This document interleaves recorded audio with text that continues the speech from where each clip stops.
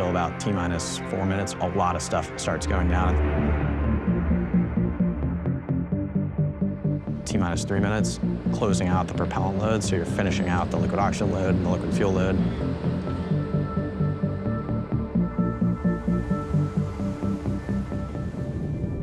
T-minus 40 seconds, we stop interacting with the pad. The vehicle's just on its own. All right, attention all B-19 operators. This is the final go, no-go poll for today's operations. Our main objective today is a 10-engine static fire. Why 10 engines instead of all 33?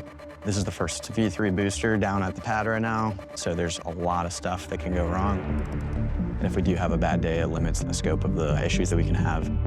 This will be the highest chamber pressure we've ever seen on a vehicle at SpaceX, so definitely going to be a pretty spicy test today. And then you're counting down from T-minus 40. T-minus 4 on is when my heart rate really starts to tick up. And then we light the engines.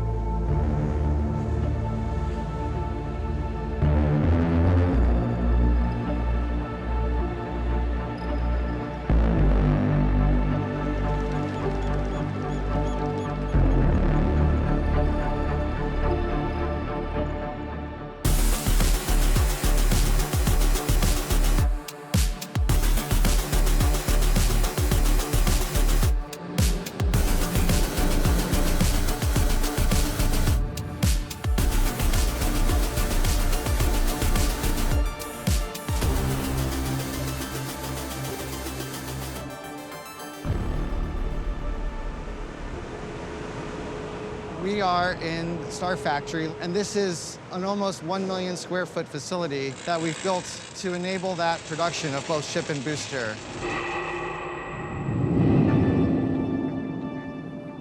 Starship is a fully reusable rocket. It's 2 stages, so it has a ship, which is the upper stage, and a booster below it. The booster accelerates the ship to get it going towards orbit. The ship is what actually goes into orbit to take the people or the payload to wherever they're going.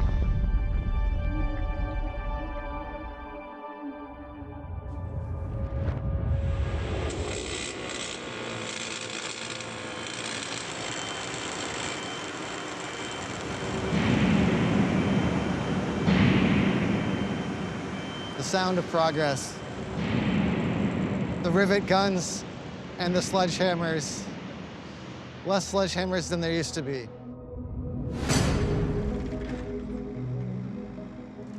The story of Starship starts with the founding of SpaceX. 3, 2, 1.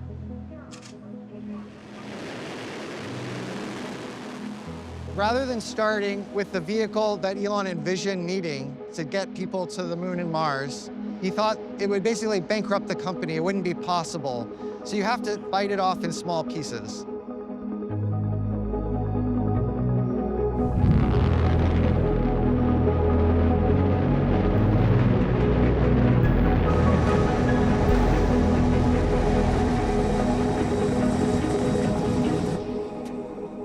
And so those pieces, which at the time did not seem small at all, were Falcon 1, Falcon 9, Dragon, both cargo and crew, Falcon Heavy. Falcon Heavy is supersonic.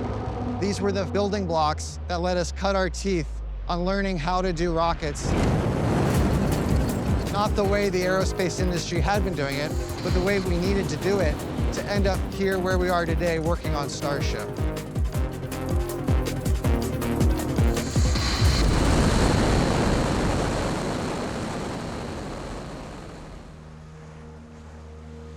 Version 3 is what I like to call the foundational design of Starship booster in the pad. That's going to give us the new capabilities we need to do the missions in front of us. It'll be the one that puts humans back on the moon. It'll be the ones that put the first boot prints and then city on Mars.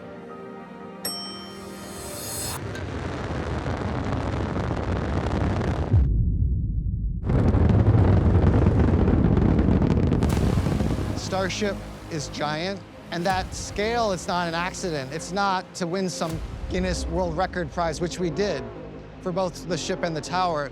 It's because we need that size to do the things we dream of doing with it.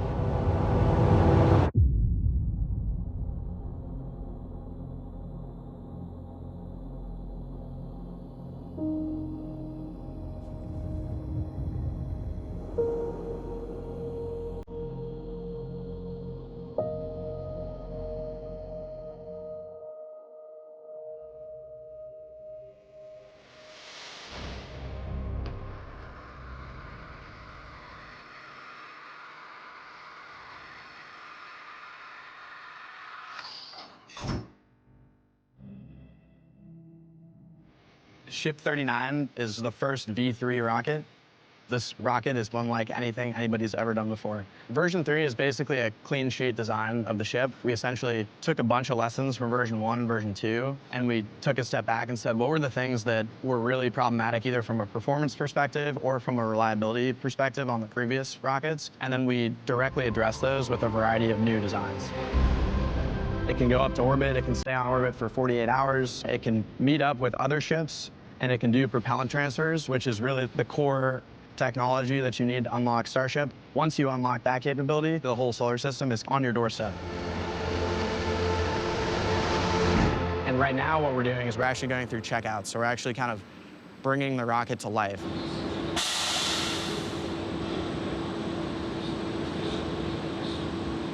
We've never built a ship V3 before and gotten it to this state of production. So we are going to have special things to this specific vehicle that are going to be odd, but there's also things about the architecture as a whole that we don't really know how to deal with because we've only done simulations, we've only built fluid models of how we think a ship V3 operates. Now we have the real deal next to us. First priority is your safety, the second priority is make sure the vehicle's okay, and then we worry about executing to our schedule. We're quite excited, we're quite anxious, but all things considered, we're pretty well prepared. We think that we'll have a good result.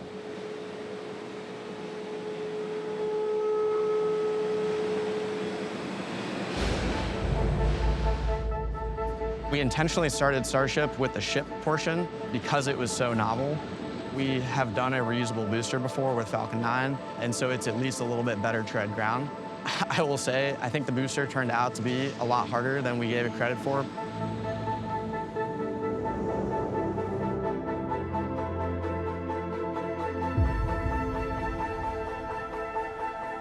This is an entirely new rocket. This is the most ambitious vehicle design I have ever personally worked on, and it is a wild thing to see come to reality here.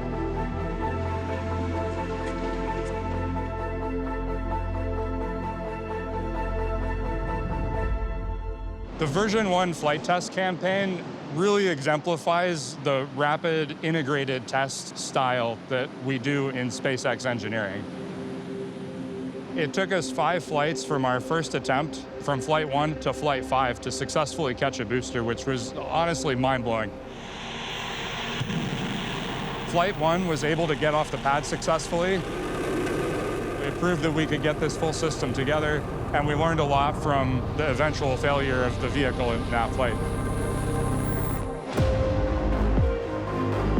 We were able to put together a lot of improvements on the launch pad and on the vehicle hardware design that led to much better success in Flight 2. We were able to make it with the booster to MECO. We were able to separate the ship, and we were able to begin boosting back towards the launch site. So we hit the next big milestone in the flight test campaign. On Flight 3, we were able to get all the way through our boost back burn. On Flight 4, we were able to do a successful water landing demonstration. And on Flight 5, we were able to come back to our launch site and successfully catch the vehicle with our chopsticks.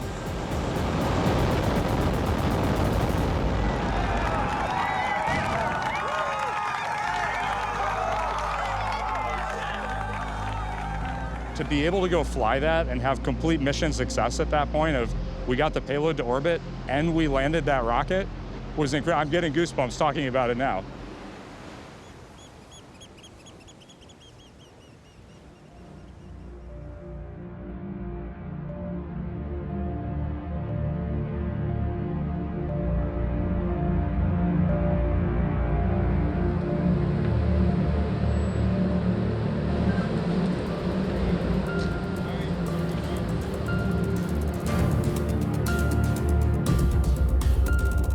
We're about to get into a really exciting period of the vehicle test campaign here, putting the thing through its paces and making sure that everything we design works okay.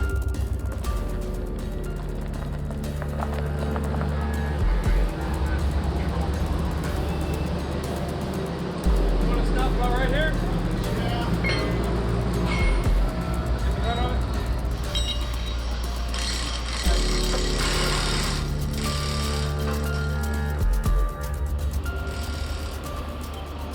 To get all of the pieces of the system working together for the first time. And if we're going to learn anything from that, we'll learn it as quickly as we possibly can.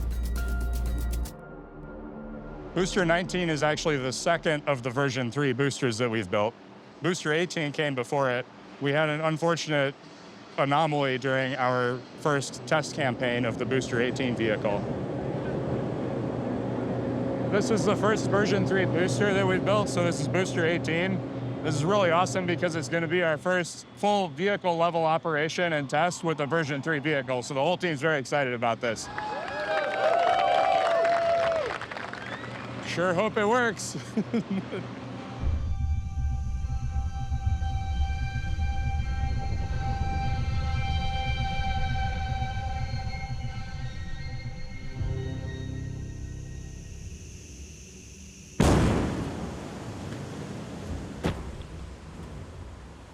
When we were pressing the nitrogen system, we had an explosion that took out the rocket, and thankfully we had designed that test to be safe. If something like that happened, we did not have propellants or reactive things on the vehicle, and so the test site incurred very little damage, and of course nobody was hurt in the incident.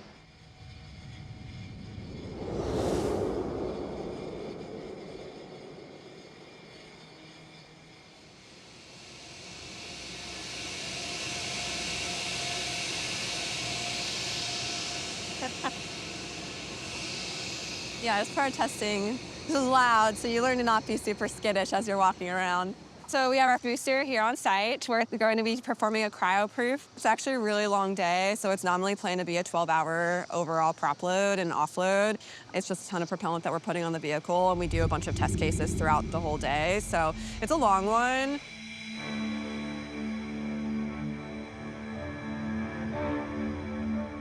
Taking booster SM to cryo high fill proof. Cryoproof is the first time you actually put propellant onto the vehicle. The liquid propellant that we're putting on, it does get pretty cold, generally in the 80 Kelvin range. We want to test like you fly and fly like you test. No on 70% proof percentage. Stay firm.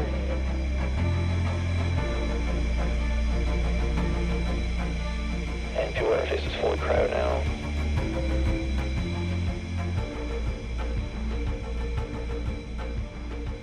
There is definitely nothing like a late night with your team in the control room. It's one of those milestones where you're like, wow, if I can load a rocket, this is amazing.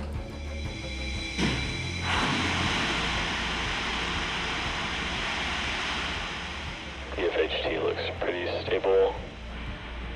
Let's go ahead and get booster configured for offload. Copy.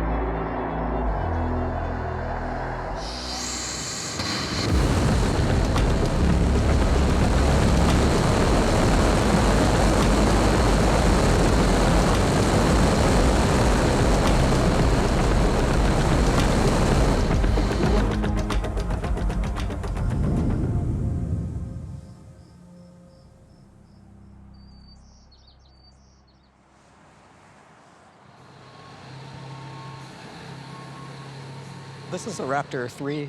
V3 is a high-performance boost engine. It's also designed to be reusable and highly reliable. We've learned a lot over the course of producing around 600 V2 engines. You can see the amount of simplification that's occurred between V2 and V3.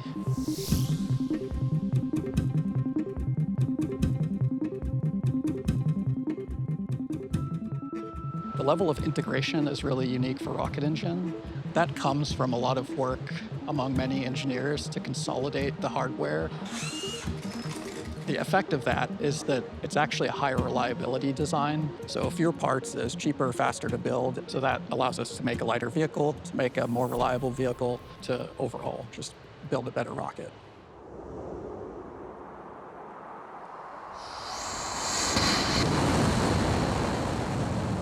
Achieving full reusability of an engine like this is really something that people haven't done before.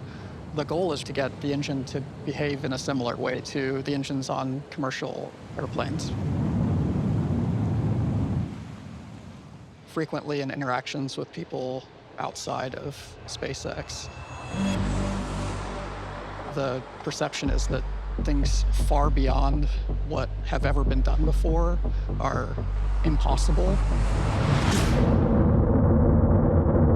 Things being impossible is really to be determined by breaking laws of physics.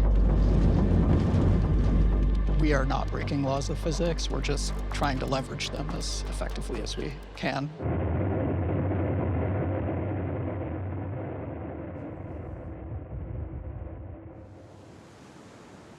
All right, attention all B-19 operators. This is the final go, no go poll for today's operations. Our main objective today is a 10-engine static fire. Static fire is the culmination of the engineering process. We are bringing all of the pieces of the puzzle together, and we are lighting the engines. And if you make it through that, you have pretty good confidence that you're in a good position to go fly. Abort. On LVN1, looks like we kicked out due to 2 combustors from the apex bank being pelted. Looks like we have to engine time of 2.135 seconds. We successfully lit all 10 engines. They were ramping up to power. Everything was looking good, stage and engines combined. However, there was a pad side abort called. So what that means is some sort of sensor tripped, and from there we command a fast shutdown.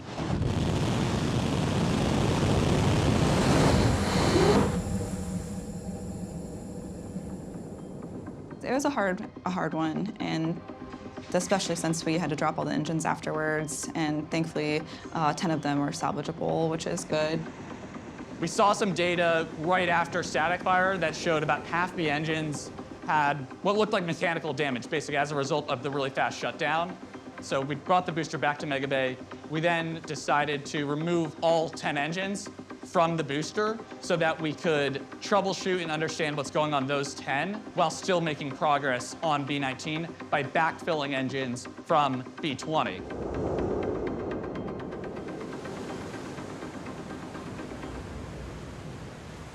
All right, attention all operators on LVN1. Today's main objective is a 33-engine static fire on B-19. Okay, go no go poll coming up in 1 minute.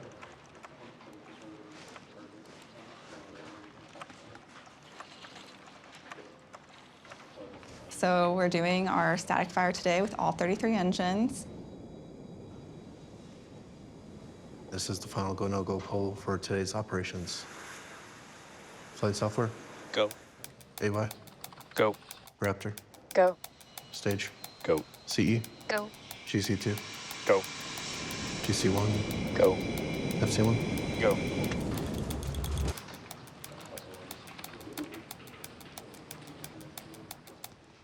T-minus 10, 9, 8, 7, 6, 5, 4, 3, 2, mission.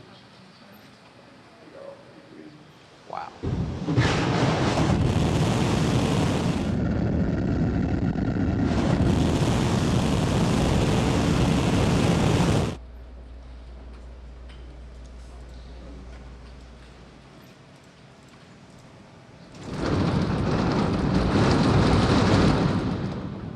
We kicked out early. All teams, triage alerts, prepare for offload.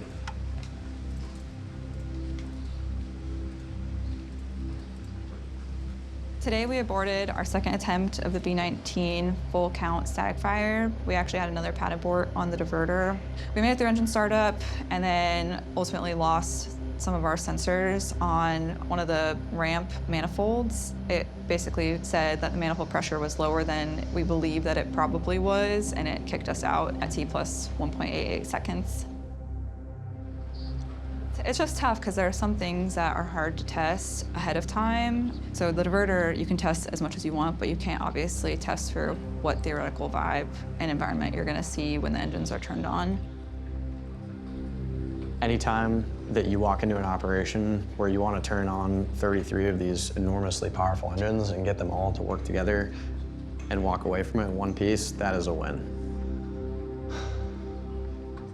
I think every test is always a success, and we had a bunch of findings on the ground systems, the vehicle, and the engines that I think were really good to flag at this point, but definitely a bittersweet day.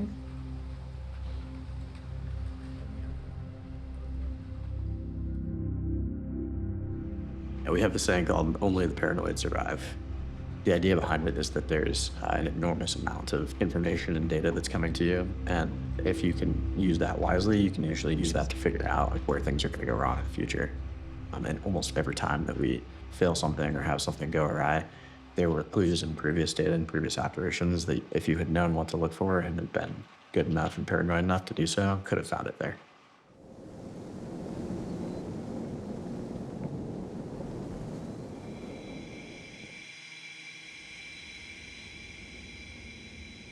It's been 10 months since Massey's had the S-36 anomaly.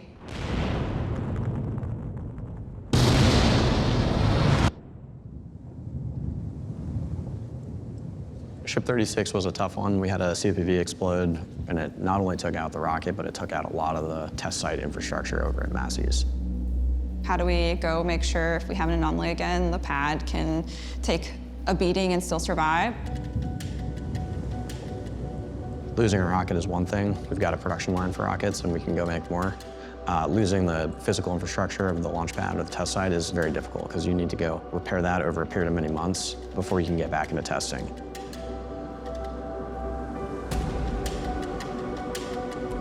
Now we have Massey's back online here. We've really, built this rocket from scratch, but we've also built the pad from scratch, so it's all kinds of new systems. This will be the first time that we bring together the pad and vehicle pieces to make sure that they all work. Static fire vehicle is in pre-pad clear, about to get to our static fire pad cleared op state. We run 60 seconds on ship because you get to see how the vehicle thermals all shake out and just general vehicle performance. That if you can make it through that you are in a reasonable position to go fly.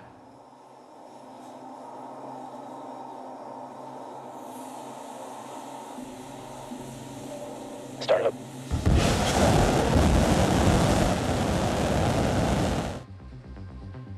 Throttle up.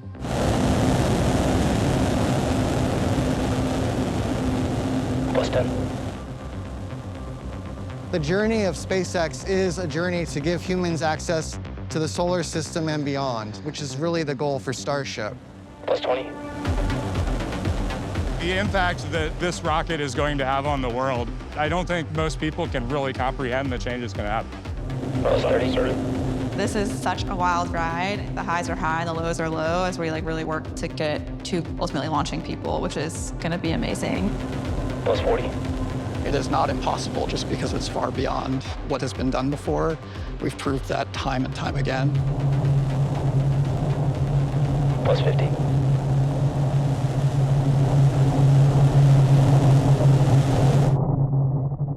Full duration.